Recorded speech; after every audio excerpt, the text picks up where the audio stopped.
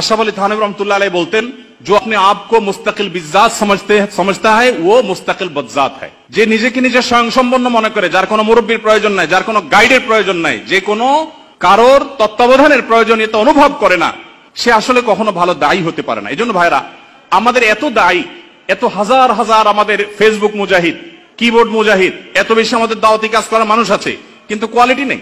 এর অন্যতম কারণ হলো যে দাওয়াতি কাজ আমরা শেখার চেষ্টা করি না। আমরা মানুষটা 2 টাকার কথা বলি 4 টাকা ওজনের।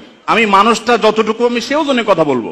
আমাদের অনেক ভাইরা আছেন, তারা দেখা। আসসালামু আলাইকুম ওয়া রাহমাতুল্লাহ। যদি আপনি আমাদের চ্যানেলের নতুন দর্শক হয়ে থাকেন তাহলে আমাদের চ্যানেলটিকে সাবস্ক্রাইব করে পাশে থাকবেন এবং পাশে থাকা বেল আইকনটিকে বাজিয়ে দিবেন। ধন্যবাদ।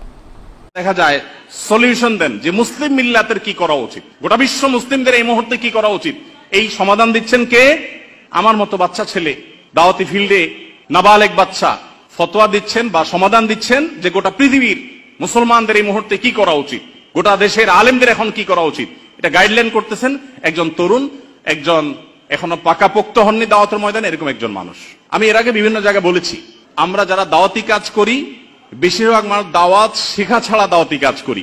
আপনারা যারা দাওয়াতি কাজ করতে চান, আমি আপনাদেরকে করজোড় করে অনুরোধ করতে চাই, আল্লাহর ওয়াস্তে, যেহেতু এটা দাওয়া কনফারেন্স চলছে, আপনারা অবশ্যই সিনিয়র, বিদগ্ধ, বিচক্ষণ, মুত্তাকি, আল্লাহ ভীরু, নিজের কথা অনুযায়ী আমল করেন, দুনিয়াদার না, এরকম মানুষ একেবারে শেষ হয়ে যায় নাই।